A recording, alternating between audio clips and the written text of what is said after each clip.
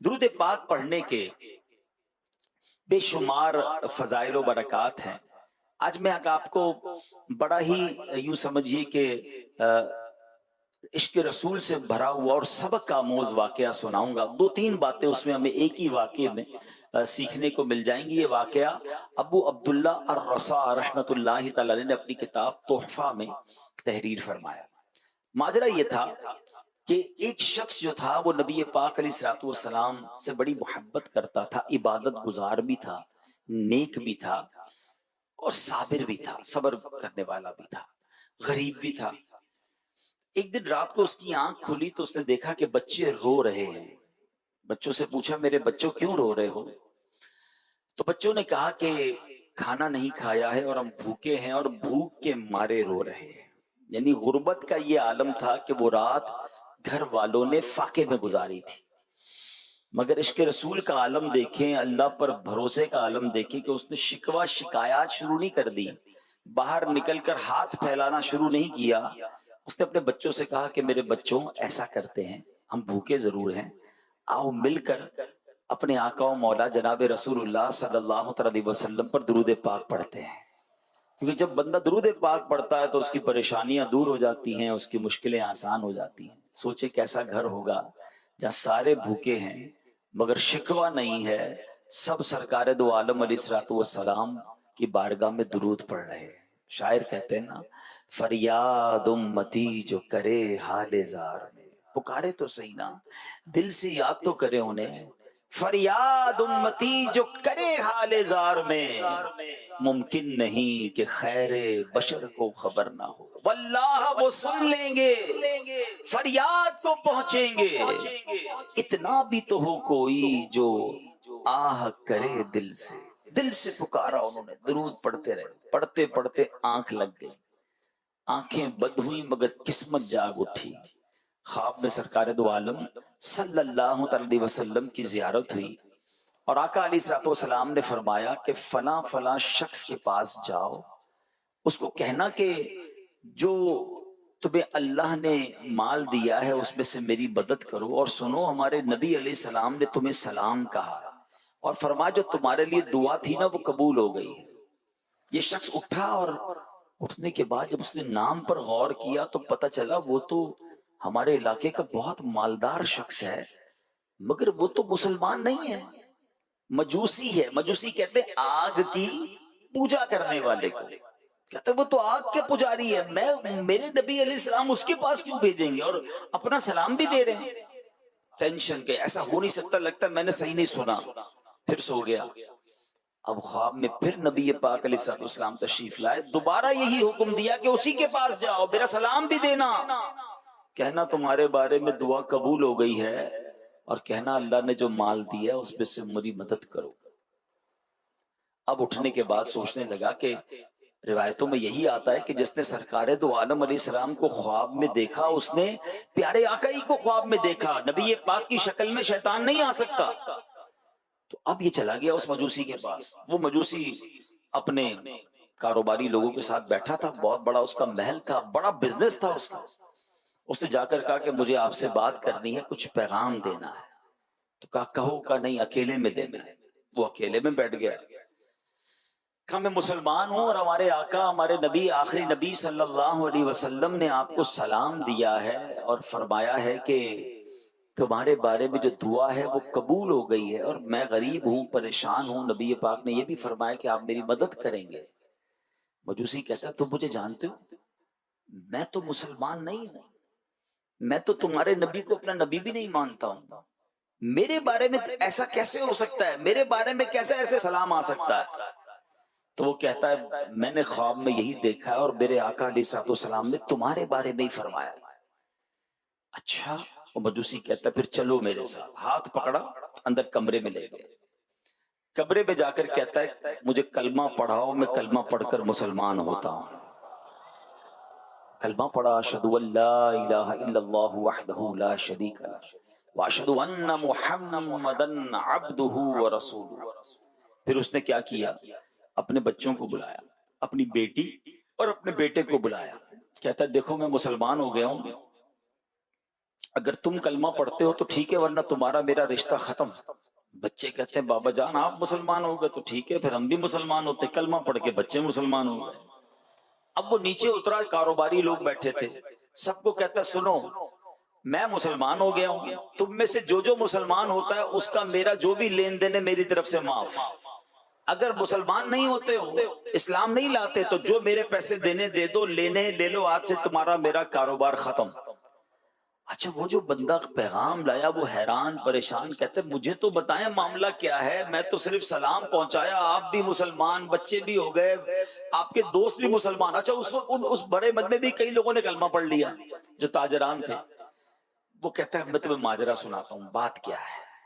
کہتا بات یہ ہے کہ جو میرے بیٹا اور بیٹی سے تمہاری ملاقات ہوئی نا, جو بھی مسلمان ہوئے ہیں, ہم مجوسی تھے اور مجوسیوں کے مذہب میں بیٹے اور بیٹی کی شادی یعنی بھائی بہن کی شادی ہو سکتی ہے. میں نے پچھلے ہی ہفتے اپنے بیٹے اور بیٹی کی شادی بڑی دھوم دھام سے کی, پورے شہر کو بلایا, طرح طرح کے کھانے پکائے.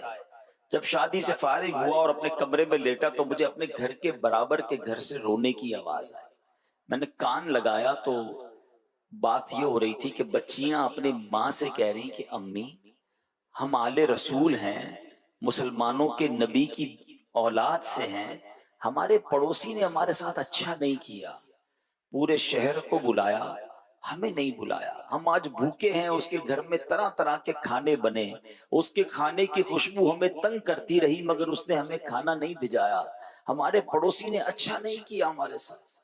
وہ کہتا ہے میں بے قرار ہو گیا کہ میرے پڑوس میں بچیاں بھوکی ہیں اور میں نے پورے شہر کو کھانا کھلایا. ٹھیک ہے میں مسلمان نہیں مگر یہ مسلمانوں کے نبی کی اولاد سے ہیں.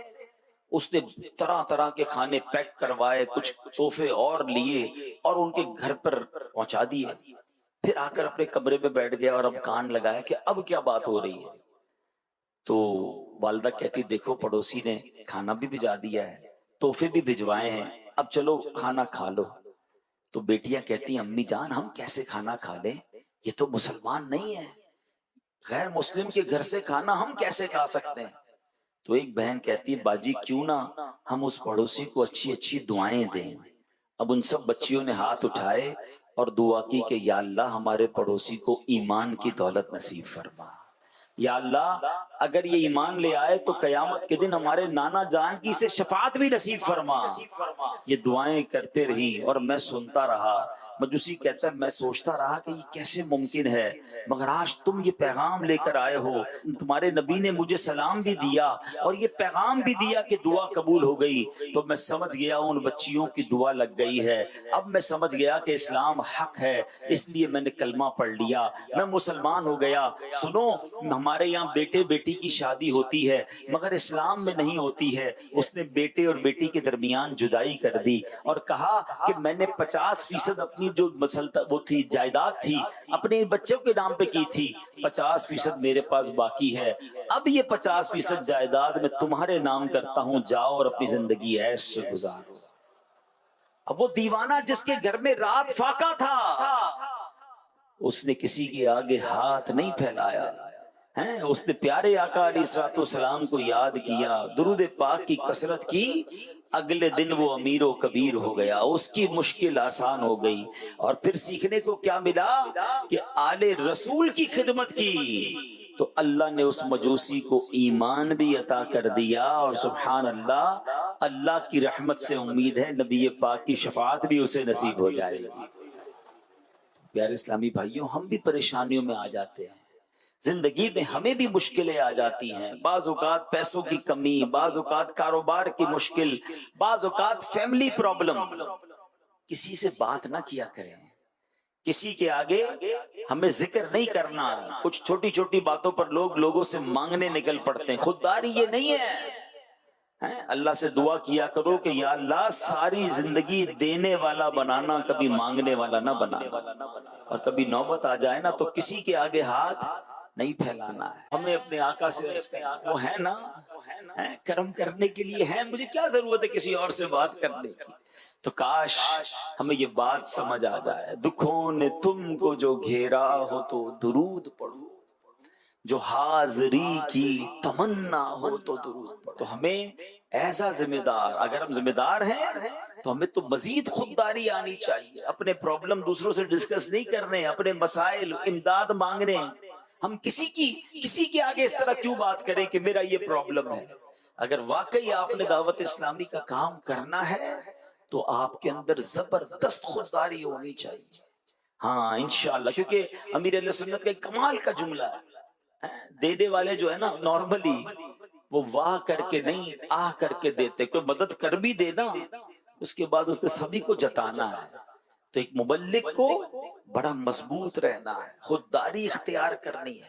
انشاءاللہ اس سے آپ کی عزتوں میں اضافہ ہوگا. ہم نے دیکھا، اپنی آنکھوں سے میں نے تو دیکھا ہے کہ امیر علیہ سنت کی بارگاہ میں لاکھوں لاکھ کیش، چیک کی صورت میں، لاکھوں کیش کی صورت میں، چیک کی صورت میں لوگ لے کر آئے کہ حضور آپ کے لیے ہے.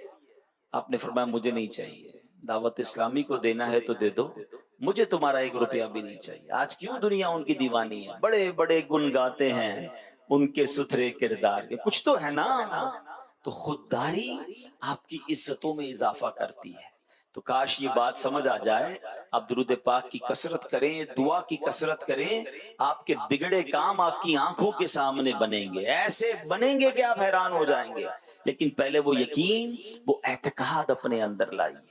اور دوسرا اس واقعے سے سیکھنے کو جو ملا کہ اہل بیت آل رسول کی خدمت، الحمدللہ قربان جائیے. قبلہ شیخ طریقت بانی دعوت اسلامی امیر اہل سنت کی تعلیمات پر آپ نے بار بار مدنی مذاکروں میں یہ بات فرمائی کہ آل رسول کی خدمت کریں، جن کے نانا جان کا صدقہ کھاتے ہیں ان کی خدمت کریں. بلکہ آپ نے تو سبحان اللہ پچھلے دنوں ایک بڑی کمال کی بات فرمائی کہ اپنی کمائی کا کچھ حصہ مختص کر دیں. 1%، 2% جتنا کر سکتے ہیں، اللہ زیادہ دے زیادہ کر دیں، اور وہ آل رسول کی خدمت پہ خرچ کریں، سید زائبان کی خدمت پر خرچ کریں. پھر دیکھیں نبی پاک علیہ الصلوۃ والسلام کا کیسا فیضان نصیب ہوتا ہے. بلکہ مجھے یاد ہے، میرا خیال اس بات کو اب 6-8 مہینے ہو گئے، ایک بدری مذاکرے میں تو ایک کمال کیفیت میں تھے امیر اہل سنت. میں نے اپنی زندگی میں کم ایسی کیفیت میں امیر اہل سنت کو دیکھا. اس طرح کے الفاظ نارملی آپ ادا نہیں فرماتے، مگر آپ نے کیا فرمایا کہ جو آل رسول کی کسی بھی سید، غریب سید کی ماہانہ 12,000 روپے، جو مجھے یاد ہے الفاظ، 1 سال تک 12,000 ہر مہینے کسی سید صاحب کی خدمت کرے، اور اپنے والدین کے لیے کہا کہ میرے والدین کو بھی اس کا ایصال کر دے، اگر قیامت کے دن مجھے کوئی مرتبہ ملا تو میں اس کو اپنے ساتھ جنت میں لے جاؤں گا. یہ امیر علیہ سنت کے الفاظ تھے. اور مجھے اچھی طرح یاد ہے کہ اس دن کے بعد سے کئی اسلامی بھائیوں نے ملک اور بیرون ملک میں سید خاندانوں کی خدمت شروع کر دی کہ اللہ اس دعا کا صدقہ عطا فرما دے. جب سرکار دو عالم صلی اللہ تعالی علیہ وسلم نے اعلان نبوت فرمایا، پہلا جو دور تھا وہ 3 برس کا دور تھا. بڑی رازداری کے ساتھ، بڑے پوشیدہ انداز میں نبی پاک اسلام کی دعوت دیتے رہے. عورتوں میں سب سے پہلے حضرت خدیجہ رضی اللہ تعالیٰ عنہ ایمان لاتی ہے. حضرت ابو بکر صدیق رضی اللہ تعالیٰ عنہ مردوں میں سب سے پہلے ایمان لاتے ہیں. لڑکوں میں، نوجوانوں میں سب سے پہلے مولا علی شیر خدا کرم اللہ تعالیٰ وجہ الکریم ایمان لاتے ہیں. غلاموں میں سب سے پہلے زید بن حارثہ رضی اللہ تعالیٰ عنہ ایمان لاتے ہیں. پھر سیدنا ابو بکر صدیق رضی اللہ عنہ کی دعوت و تبلیغ سے سیدنا عثمان غنی، حضرت زبیر بن العوام، حضرت عبد الرحمن بن عوف، حضرت سعد بن ابی وقاص، حضرت طلحہ بن عبید اللہ رضی اللہ عنہ بھی جلد ہی ایمان لے آتے ہیں. واضح رہے کہ جو سب سے پہلے ایمان لائے نا، ان کو سابقین الاولین، سابقین اولین کے لقب سے سرفراز فرمایا گیا. ان کی فہرستوں پر جب نظر دوڑائیں تو پتہ چلتا ہے جو سب سے پہلے اسلام لائے نا وہ پہلے ہی نیک طبع تھے، اچھی سیرت والے تھے. کفار مکہ کے شرک و بت پرستی اور مشرکانہ جو رسوم تھی، جاہلیت کی جو رسوم تھی، وہ اس سے متنفر اور بیزار تھے. چنانچہ نبی برحق کے دامن میں دین حق کی تجلی دیکھتے ہی یہ نیک بخت لوگ پروانوں کی طرح شمع نبوت پر نثار ہونے لگے اور مشرف با اسلام ہو گئے. اب دوسرا دور آیا. جب 3 برس گزر گئے، ایک جماعت تیار ہو گئی. اس کے بعد اللہ تعالیٰ نے نبی پاک علیہ الصلوۃ والسلام سے پر سورہ شعراء کی آیت وَأَنذِرْ عَشِيرَتَكَ الْأَقْرَبِينَ نازل فرمائی، اور خدا بند تعالیٰ کا حکم ہوا کہ اے محبوب اب اپنے قریبی خاندان والوں کو اللہ سے ڈرائیے. تو نبی پاک علیہ السلام نے کوہ صفا کی چوٹی پر چڑھ کر قریش کے لوگوں سے فرمایا تھا. جب سب قریش جمع ہو گئے تو آپ نے فرمایا اے میری قوم، اگر میں تم سے کہوں کہ اس پہاڑ کے پیچھے ایک لشکر چھپا ہوا ہے جو تم پر حملہ کرنے والا ہے، تو کیا تم لوگ میری بات کا یقین کر لو گے؟ سب نے یک زبان ہو کر کہا کہ ہاں ہاں، آپ علیہ السلام کی ہر بات کا یقین کریں گے، کیونکہ ہم نے آپ کو ہمیشہ سچا اور امین پایا ہے. اب یہاں تک میں رکتا ہوں، آپ سے بات کرنا چاہتا ہوں. نبی پاک نے 40 سال مکے کے لوگوں میں زندگی گزاری. 3 سال اعلان نبوت کے بعد، یعنی 43 ایئرز انہوں نے پیارے آقا کو دیکھا تھا. ایمان والے نہیں تھے، مگر نبی پاک کے بارے میں کیا کہا کہ ہم نے آپ کو سچا اور امین پایا ہے، صادق اور امین پایا ہے. نبی پاک نے کردار ایسا پیش کیا کہ لوگ آپ کو سچا اور امین مانتے تھے. میں ہم سب ایک دوسرے کے بارے میں غور کریں، اپنے بارے میں غور کریں. مجھے مدنی چینل کے ناظرین سے بھی میرا یہ سوال ہے، میرے آقا کی سچائی اور امانت کا غیر مسلم بھی اقرار کریں. میں بھی تو ان کا امتی ہوں، میری سچائی اور امانت داری کا کیا مسلمان اقرار کرتے ہیں؟ ابھی غیر مسلموں کو چھوڑ دیں، میرے خاندان والے اقرار کرتے ہیں، میرے پڑوسی اقرار کرتے ہیں، مجھ سے کاروبار کرنے والے اقرار کرتے ہیں. غور کریں کتنا فرق ہے. کہلاتے ہم ان کے امتی ہیں، مگر آج مسلمان کا حال یہ ہو گیا کہ کام کرتے ہوئے ڈر لگتا ہے، یار پتہ نہیں پیسے دوں کہ نہ دوں، سچ بول رہا ہے یا جھوٹ بول رہا ہے، یہ جو وعدہ کر رہا ہے یہ پورا کرے گا کہ نہیں. اپنے بارے میں غور کریں کہ اگر میرے بارے میں کوئی یہ سوچتا ہے مجھ سے کاروبار کرنے کے لیے، یا مجھ سے میرا وعدہ مان نہیں رہا، مجھ سے ڈر رہا ہے، اس کو مجھ پر یقین نہیں آ رہا ہے، پھر میں کیسا امتی ہوں؟ اللہ اکبر. میرے آقا کی امانت داری کا عالم یہ تھا. آپ کو یاد ہوگا کہ نبی پاک علیہ السلام نے جب مکے سے مدینے ہجرت فرمائی تھی تو اس وقت مولا علی شیر خدا کرم اللہ تعالی وجہ الکریم کو اپنے بستر پر سلا کر کیا فرمایا تھا کہ اے علی، صبح کو مکے والوں کی امانتیں واپس دے کر تم بھی مدینے آ جانا. طویل واقعہ ہے، مگر یہاں جو ایک مدنی پھول سیکھنے کو ملا کہ اس وقت بھی جان لینے آئے تھے نبی پاک کی، مگر امانتیں بھی پیارے آقا کے پاس ہی رکھوا رہے ہیں. سمجھ رہے بات کو کہ جو ایمان نہیں لا رہے مگر ان کو یہ پتا تھا کہ یہ امانت دار ہے. اللہ اکبر. میں کیسا ہوں؟ اور پھر اگر میں دعوت اسلامی کا ذمہ دار بھی ہوں، میں ایک مذہبی حلیے والا بھی ہوں، میرے چہرے پہ داڑھی بھی ہے، میرے سر پر امامہ بھی ہے، میرے ساتھ کوئی تنظیمی ذمہ داری کا ٹیگ بھی ہے، پھر میری امانت داری کا عالم کیا ہونا چاہیے؟ پھر میری سچائی کا عالم کیا ہونا چاہیے؟ اور کیجئے.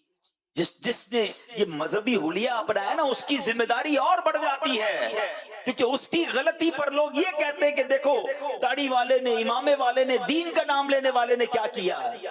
آپ صرف اپنے آپ سے ناراض نہیں کرتے کسی کو، پھر لوگ مذہب اور دین اور سنیت سے ناراض ہو سکتے ہیں. خدا را میرے پیارے اسلامی بھائی، امین اور صادق نبی کے امتی ہیں تو ہمارے اندر بھی یہ اوصاف ہونے چاہیے. مگر ایسے پیارے آقا جب فرما رہے اپنے ہی خاندان والوں کو، یہ وہ لوگ تھے جو آپ کی سچائی اور امانت داری کا دنیا بھر میں ان کا ڈنکا تھا، اقرار تھا. مگر جب یہ پاک نے فرمایا بتاؤ میں کہوں کہ اس پہاڑ کے پیچھے ایک لشکر ہے، میری بات کا یقین کر لو، کہتے ہیں ہم یقین کر لیں گے، آپ سچے ہیں، امین ہیں. اب نبی پاک نے اللہ کی طرف بلایا. آپ نے فرمایا کہ اگر میں تم لوگوں کو عذاب الہی سے ڈرا رہا ہوں، اگر تم لوگ ایمان نہ لاؤ گے تو عذاب الہی اتر پڑے گا، اللہ پر ایمان لے آؤ. یہ سن کر خاندان والے، کلوز ریلیٹیوز، وہ نبی پاک سے ناراض ہونے لگے. پیارے آقا کا چچا، اب ہوتے بتائیں نا چچا سے کتنا پیار ہوتا ہے، کتنا کلوزنس ہوتی ہے. ابو لہب چچا تھا، سخت ناراض ہو گیا، آل فال بکنے لگا اور سب لوگ چلے گئے. نبی پاک کی شان میں گستاخیاں کی، بات نہ مانی. اور اب وہ تیسرا دور آیا جب اللہ نے ارشاد فرمایا فَاصْدَعْ بِمَا تُؤْمَرْ. اب یہ جب آیت نازل ہو گئی تو فرمایا اے نبی آپ کو جو حکم دیا گیا وَلَلْ اعلان، اعلان فرمائیے. ایک گریجولی، یعنی پہلے خاموشی کے ساتھ، پھر اپنے قریبی خاندان والوں کو. تیسرا دور کیا تھا کہ اب اللہ کی طرف بلائیے علی الاعلان. اللہ اکبر. اب نبی پاک علی الاعلان اللہ کی طرف بلانے لگے. شرک کے خلاف بات کی، بت پرستی کے خلاف بات کی، معبود لانے باطلا جھوٹے خداؤں کے خلاف بات کی، اللہ کی طرف بلایا، آخرت سے ڈرایا. اب تو اپنے پرائے ہو گئے، اب تو اپنے دشمن ہو گئے. ایسی اب نبی پاک اور ان کے ساتھیوں پر، کیونکہ چندی ساتھی تھے، جس طرح ظلم و ستم کی آندھیاں آئیں، یقین کریں آج بھی پڑھیں، 1450 سال کم و بیش ہو گئے، آج بھی رونگٹے کھڑے ہو جاتے ہیں. عقل حیران ہو جاتی کہ وہ جذبہ کیسا تھا نبی پاک علیہ السلام اور آپ کے صحابہ کا. ہر ظلم و ستم سہتے گئے. ذرا چند باتیں سنے تو صحیح. آج چھوٹی چھوٹی باتوں پر ہمارے اسلام پہ کہتے ہیں میں درس نہیں دوں گا، میں بیان نہیں کروں گا، میں اب ذمہ داری نہیں سنبھالوں گا، میں اب جناب اجتماع میں نہیں آؤں گا، میں اب قافلے میں سفر نہیں کروں گا، مجھے پیار نہیں ملا، مجھے عزت نہیں ملی، مجھے ذمہ داری نہیں ملی، مجھے بیان نہیں دیا، ارے مجھ سے پہلے اس کو نگران بنا دیا، میں اتنا پرانا تھا. ہم ان چھوٹی چھوٹی باتوں پر ہم دین کا کام چھوڑ دیتے ہیں. ذرا سوچئے تو صحیح کیسی ظلم و ستم کی آندھیاں تھی اور کیا زبردست جذبہ تھا. سنیے گا نبی پاک علیہ السلام کو کن الفاظ سے پکارا گیا. یقیناً اگر یہ بیان نہ کرنا ہو تو یہ الفاظ کو زبان پر لانا پسند نہیں کرتا. اللہ کے حبیب علیہ السلام کو کاہن، ساحر، شاعر، مجنون یہ سب ہونے کا کوچاؤ بازار میں زوردار پروپیگنڈا کیا جانے لگا. آپ کے پیچھے شریر لڑکوں کا غول لگا دیا گیا جو راستوں میں نبی پاک پر تھپتیاں کستے، گالیاں دیتے اور کہتے یہ دیوانہ ہے. شور مچا مچا کر پتھر پھینکتے تھے. نبی پاک کے راستے میں کانٹے بچھاتے. کبھی آپ علیہ السلام کے جسم مبارک پر نجاست ڈال دیتے، کبھی سرکار دو عالم علیہ السلام کو دھکا دے دیتے، کبھی سرکار دو عالم علیہ السلام کی مقدس اور نازک گردن میں چادر کا پھندا ڈال کر گلا گھونٹنے کی کوشش کرتے. روایت یہ ہے پیارے آقا علیہ السلام قرآن پاک کی جب تلاوت فرماتے، آج ہم قرآن کی تلاوت کریں ہمیں کون روکتا ہے، مگر نبی پاک جب قرآن کی تلاوت فرماتے تو یہ کفار قرآن کو لانے والے جبرائیل کو اور قرآن کو نازل فرمانے والے اللہ عز و جل کو اور نبی پاک علیہ السلام کو گالیاں دیتے تھے. گلی کوچوں میں پہرا بٹھا دیتے. نبی پاک کسی سے بات نہ کر سکیں، تلاوت کی آواز کسی تک نہ پہنچے. جیسے ہی پیارے آقا تلاوت فرماتے، بیان فرماتے، لڑکوں کا غول ہوتا، تالیاں بجاتے، سیٹیاں بجاتے، اتنا شور مچاتے تھے کہ پیارے آقا کی قرآن کی آواز کسی کو سنائی نہ دیتی. نبی پاک کسی جگہ پر جا کر پبلک میں جا کر بیان فرماتے اور ایمان کی دعوت دیتے تو پیارے آقا کا چچا ابو لہب پیچھے آتا اور چلا کر کہتا اے لوگوں میرا یہ بھتیجا جھوٹا ہے، یہ دیوانہ ہو گیا ہے، اس کی تم بات نہ سنو. اللہ اکبر. ذرا سوچئے تو صحیح کس قدر دل آزاری ہوتی ہوگی. قلب مصطفیٰ صلی اللہ علیہ وسلم کتنا غمگین ہوتا ہوگا. اسی طرح ایک مرتبہ نبی پاک علیہ السلام حرم کعبہ میں نماز پڑھ رہے تھے. عین حالت نماز میں ابو جہل نے کہا کوئی ہے جو آلے فلاں کے ذبح کیے ہوئے اونٹ کی اوجڑی لا کر سجدے کی حالت میں ان کے کندھوں پر رکھ دے. نبی پاک نماز پڑھ رہے اور ابو جہل یہ کہہ رہا ہے. یہ سن کر عقبہ بن ابی معیط بدبخت اٹھا، اس اوجڑی کو لا کر نبی پاک کے دوش مبارک پر رکھ دیا. اب میرے آقا سجدے میں ہیں اور پیارے آقا کے کاندھے پر اوجڑی رکھ دی گئی ہے. اللہ اکبر. ذرا سوچئے اب یہ ظالم آس پاس کھڑے ہو کر ٹھٹھا مار کر ہنستے رہے، مارے ہنسی کے ایک دوسرے پر گرتے رہے. بی بی فاطمہ خاتون جنت رضی اللہ تعالیٰ عنہ کہیں دور تھیں. آپ کو خبر ملی، آپ کی عمر بھی چھوٹی تھی، آپ دوڑتی بھی آئیں، سب کو دور اٹھایا. پیارے آقا علیہ السلام کے مبارک کاندھے سے نبی پاک جب سے سجدے میں ہیں آپ نے سجدے سے سر نہیں اٹھایا ہے. بی بی فاطمہ آ کر آپ نے اوجڑی اٹھائی، نبی پاک کے مبارک دوش سے پیارے آقا نے نماز کمپلیٹ کی. اب نبی پاک کے قلب اقدس کو اتنا غم پہنچا، اتنی تکلیف پہنچی کہ نبی پاک نے 3 مرتبہ یہ دعا مانگی، اللہم علیک بقریش، یعنی اے اللہ تو قریش کو اپنی گرفت میں لے لے۔ پھر ابو جہل، عتبہ بن ربیعہ، شیبہ بن ربیعہ، ولید بن عتبہ، امیہ بن خلف، عمارہ بن ولید کا نام لے کر دعا مانگی کہ الہی تو ان لوگوں کو اپنی گرفت میں لے لے۔ حضرت عبداللہ ابن مسعود رضی اللہ تعالیٰ فرماتے ہیں کہ خدا کی قسم میں نے ان سب کافروں کو جنگ بدر کے دن دیکھا کہ ان کی لاشیں زمین پر پڑی ہوئی ہیں، پھر ان سب کفار کی لاشوں کو نہایت ذلت کے ساتھ گھسیٹ کر بدر کے گھڑے میں ڈال دیا گیا، اور نبی پاک علیہ السلام نے فرمایا کہ ان گھڑے والوں پر خدا کی لعنت ہے۔ اللہ اکبر، ذرا سوچئے تو صحیح، یہ کیسا دور تھا۔ اللہ کی طرف بلاتے تھے، نماز پڑھنا چاہتے تھے، سجدہ کرنا چاہتے تھے، اذان دینا چاہتے تھے، لوگوں کو قرآن سنانا چاہتے تھے، مگر کوئی سننے کے لیے تیار نہیں تھا، انہیں تکلیفیں دی جاتی تھیں۔ شاعر نے اس زمانے کے حالات کو اپنے اشعار میں کیسے قلم بند کیا، وہ لکھتے ہیں پیمبر دعوت اسلام دینے کو نکلتا تھا، پیمبر دعوت اسلام دینے کو نکلتا تھا، نوید راحت و آرام دینے کو نکلتا تھا، نکلتے تھے قریش اس راہ میں کانٹے بچھانے کو، وجود پاک پر 100 طرح کے ظلم ڈھانے کو، خدا کی بات سن کر مضحکے میں ٹال دیتے تھے، نبی کے جسم اطہر پر نجاست ڈال دیتے تھے، تمسخر کرتا تھا کوئی پتھر اٹھاتا تھا، کوئی توحید پر ہنستا تھا،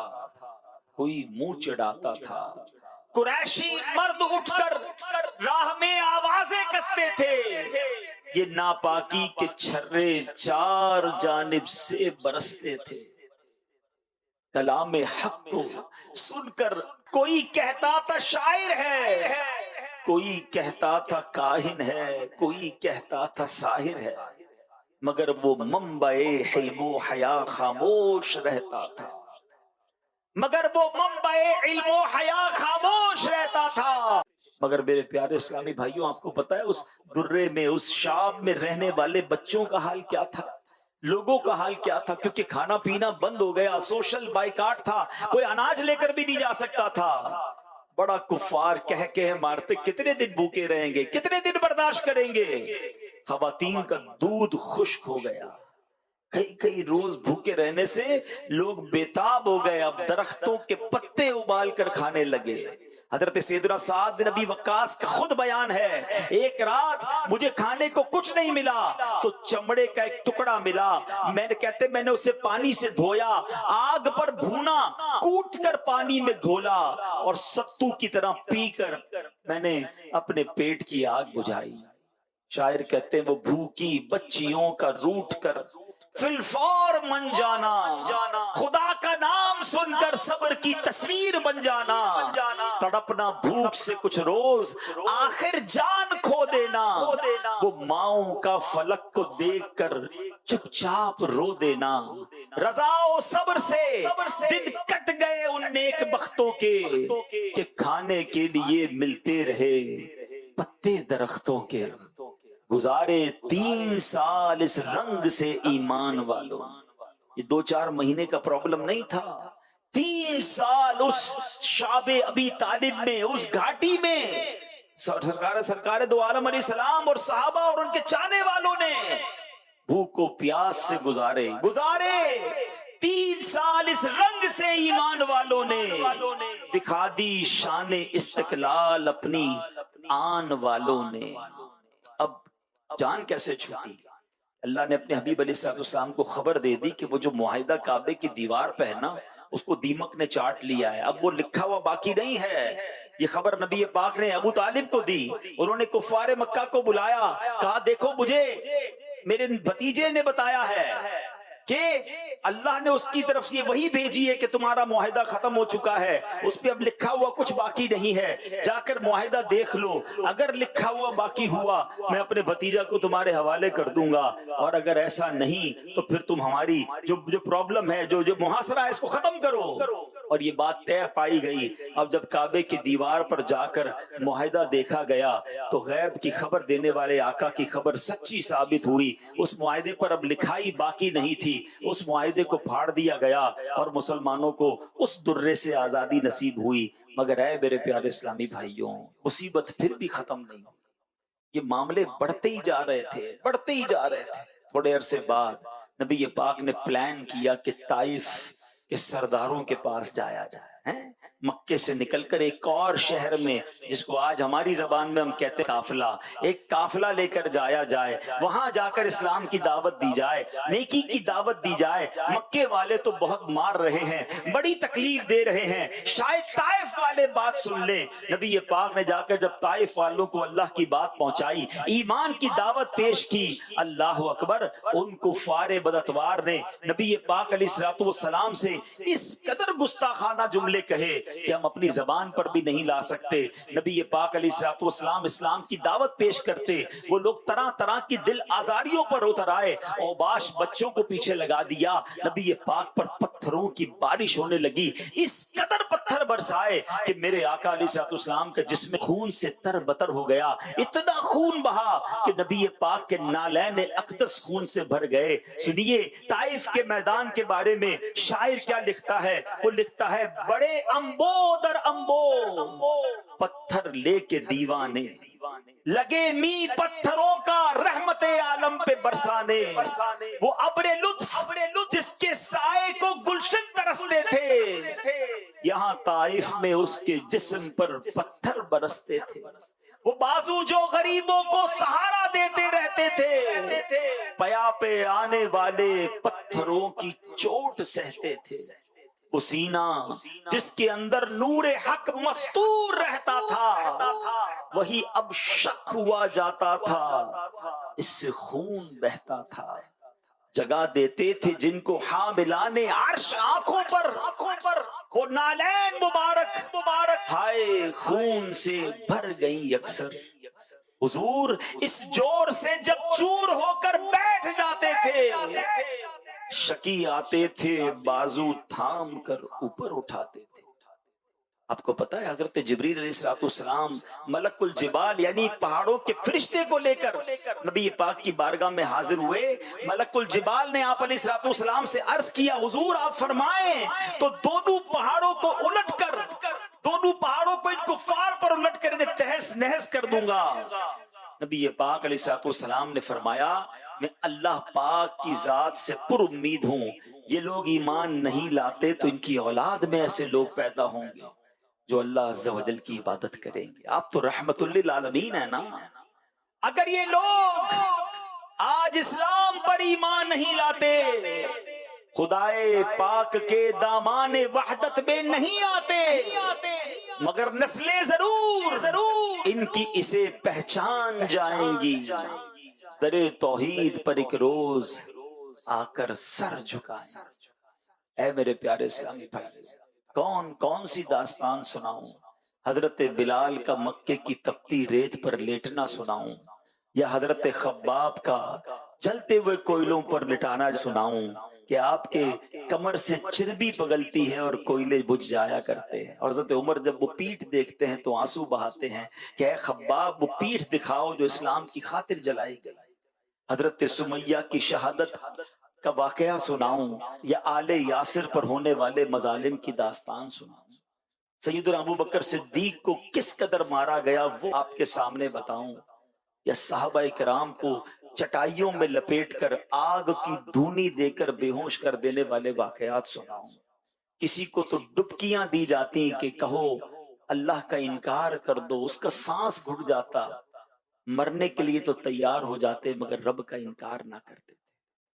بتائیے تو صحیح، ہمارے لیے کتنی آسانیاں ہیں، ہم پنکھوں کے نیچے بیٹھے ہیں، کئی جگہوں پر تو ایئر کنڈیشن چلتا ہے، مگر ہم پھر بھی دین کی خدمت کے لیے وقت نہیں نکال پاتے۔ ہم تو کتنے خوش نصیب ہیں، بیٹھے بٹھائے مسلمان بن گئے ہیں، ماں باپ مسلمان تو مسلمان گھرانے میں پیدا ہوئے۔ میں آپ کو صرف آج کا ایک واقعہ سناتا ہوں، ابھی تھوڑی دیر پہلے کا واقعہ ہے۔ کتنا آسان ہے میرے اور آپ کے لیے کلمہ پڑھنا۔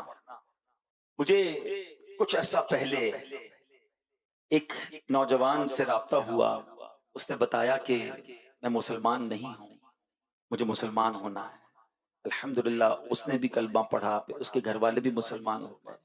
دعوت اسلامی کے شعبہ FGRF نے ان کی کچھ ہیلپ بھی کی، مگر کل مدنی مذاکرے کے دوران مجھے میسج آتا ہے کہ میں ایک ایسی کیفیت میں آ گیا ہوں کہ میں پھر سے غیر مسلم ہو گیا ہوں۔ میرے تو پیروں تلے زمین نکل گئی۔ پھر رابطہ کیا اس سے، اس کی پرابلم سنی، پتہ چلا کہ اس کو اس کے گھر والوں نے مارا، اتنا مارا، کہتا ہے میری جان کا خطرہ ہے۔ پھر اس نے کچھ کوشش ہماری اسلامی بھائیوں نے کی، وہ مسلمان ہو گئے۔ تھوڑی دیر پہلے بیان کے لیے میں بیٹھا تو اس کا میسج آیا، الحمدللہ میری زوجہ بھی مسلمان ہو گئی، لیکن اب بھی ہماری جان کو خطرہ ہے۔ بہت مشکل ہے ہمارے لیے، اپنے ایمان کا اظہار نہیں کر پائیں گے۔ یہ تو ایک واقعہ ہے اور ہمارے وطن پاکستان کا واقعہ ہے، ٹھیک ہے، ہم اس کی کیا ہیلپ کر سکیں گے اس پر غور کریں گے، لیکن میں جو سمجھانا چاہ رہا ہوں، میں اس کی تفصیل زیادہ آن ایئر نہیں بتا سکتا، مگر میں آپ کو جو بتانا چاہ رہا ہوں کہ کتنا آسان ہے میرے اور آپ کے لیے۔ کیا اسلام قبول کرنے کے لیے میں نے آپ نے مار کھائی؟ مجھے کلمہ پڑھنے کے لیے کس نے مارا؟ اللہ کا نام لینے کے لیے مجھے کس نے روکا؟ آج اذان ہماری گلیوں میں، ہماری مسجدیں بنی ہوئی، ہمیں آواز آتی ہے۔ اس زمانے میں اذان دینے پہ مار پڑتی تھی، قرآن پڑھنے پر مار پڑتی تھی، سجدے میں جاتے تھے تو لوگ مارتے تھے، کعبہ سامنے تھا طواف نہیں کر سکتے تھے۔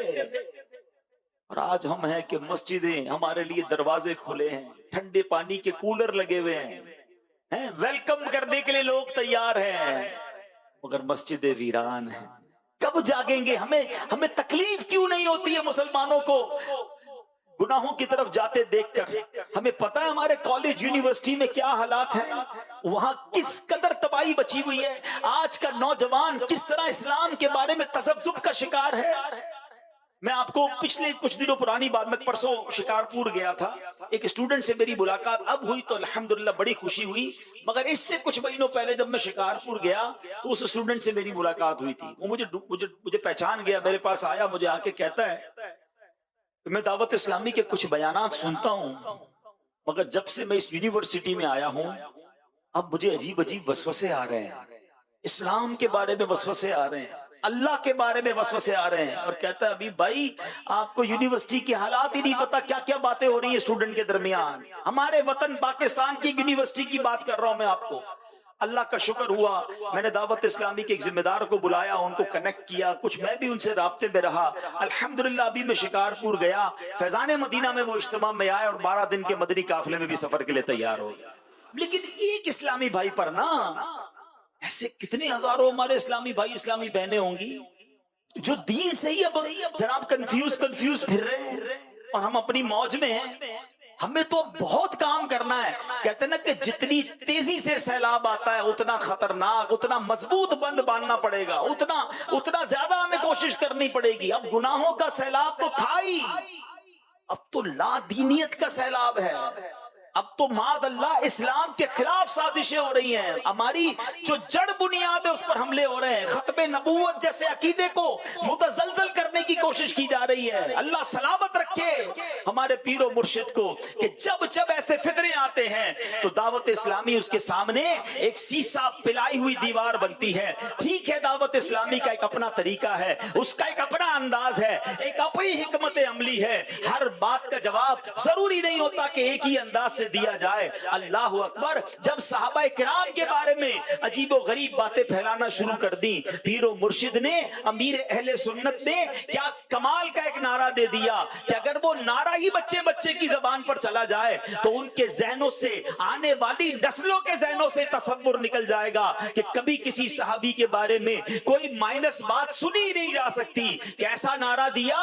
ہر صحابی نبی، ہر صحابی نبی، بس یہ आखिरी कहते ना फाइनल कर दिया कि हर जो भी नबी पाक का सहाबी है वो हमारे सर का ताज है। अरे वो कितनी मशहूर हदीस पाक है, अस्सहाबी कन नुजूम फबी अय्हिम इक्तदैतुम इह्तदैतुम, मेरे सहाबा सितारों की मानिंद हैं, उनमें से जिनकी भी इक्तिदा करोगे तुम्हारा बेड़ा पार हो जाएगा, तुम हिदायत पा जाओगे। तो कैसे सहाबा के बारे में हम सोच सकते हैं? सहाबा से प्यार, अहले बैत से प्यार, और इंशाअल्लाह अपना बेड़ा पार है। अच्छा फिर जनाब खत्मे नबूवत पर बात करें। अकीदा खत्मे नबूवत पर साजिशें होना शुरू हुई, अजीब अजीब बातें करना लोग शुरू हो गए। सुभान अल्लाह, दावत इस्लामी ने हर साल अल्हम्दुलिल्लाह यौम तहफ़्फ़ुज़ अकीदा खत्मे नबूवत तो मनाया जाता है, लेकिन उसके साथ एक बड़ी हिकमत अमली के साथ बड़ा प्यारा नारा दिया, और ये नारा भी आज दावत इस्लामी के मदरसों में,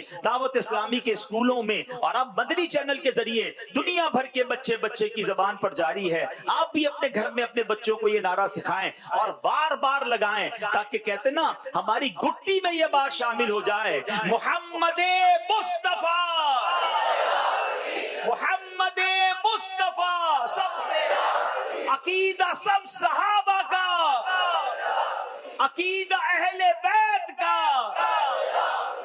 अकीदा है अत्तार का, सबसे आखिरी नबी। तो ये वो काम है दावत इस्लामी के, और ये तमाम बातें हमें बरंगेख्ता करें, हमें और जोश दिलाएं कि अगर ये लादीनी कुव्वतें, अगर ये नबी पाक और सहाबा के खिलाफ बात करने वाले अपना काम कर रहे हैं, ये गैर मुस्लिम करने वाली कुव्वतें हमारे वतन में भी काम कर रही हैं, तो फिर हमारा जोश ईमानी भी बढ़ना चाहिए, हमें भी आगे बढ़ना चाहिए, हमें भी अपने औकात बाकार में ये वक्त लाना चाहिए कि हम दावत इस्लामी का भरपूर काम करें। आइए बाबा आपको कुछ दावत इस्लामी में पाकिस्तान से निकालकर बैरून मुल्क लिए चलता हूं। अल्लाह अकबर, जब पाकिस्तान में इतने चैलेंजेस हैं, जब पाकिस्तान में इस कदर बुराइयां हैं जिसके खिलाफ हम सब ने मिलकर काम करना है, तो जरा सोचें कि बैरून मुल्क में क्या हाल होगा, हमारे मुसलमान भाई बहनों बच्चों का, आने वाली नस्लों का क्या हाल होगा। सुभान अल्लाह, दावत इस्लामी के बैरून मुल्क की सिर्फ मैं एक झलक आपको बताता हूं। आपको अंदाजा है पाकिस्तान में किसी अच्छे महंगे इलाके में एक मस्जिद अगर आप बनाने जाएं, एक मदरसतुल मदीना या जामियतुल मदीना बनाने जाएं, तो वो करोड़ रुपए की इमारत आती है, करोड़ रुपए का खर्च हो जाता है। अब जरा सोचे बैरून मुल्क में जहां डॉलर्स, जहां पाउंड्स, जहां यूरो चलते हो, जहां साउथ अफ्रीकन रैंड चलते हो, और यार हांगकांग डॉलर चलते हो, वहां एक इमारत बनाना, एक मरकज बनाना और उसको फिर चलाना, उसके अखराजात और उसके लिए कितनी रिसोर्सेज की जरूरत होगी, कितने अफराद की हाजत होगी। दावत इस्लामी की डाइवर्सिटी, दावत इस्लामी की सिर्फ स्ट्रेंथ को समझिएगा। जैसे मैंने बयान के शुरू में कहा था, एक शहर कराची के सिर्फ जिम्मेदारान इतने हैं कि जिधर तक निगाह जा रही है आशिकाने रसूल मौजूद हैं, तो पाकिस्तान भर के जिम्मेदारान की तादाद क्या होगी। और मैंने शुरू में कहा कि ये सारे कराची के जिम्मेदारान नहीं, जितने आ सके वो आए होंगे। आओ मैं आपको बताऊं बैरून मुल्क में दावत इस्लामी के मराकिज और सेंटर्स कितने हैं, सुनते जाइए और बावाज़े बुलंद सुभान अल्लाह भी कहते जाइए।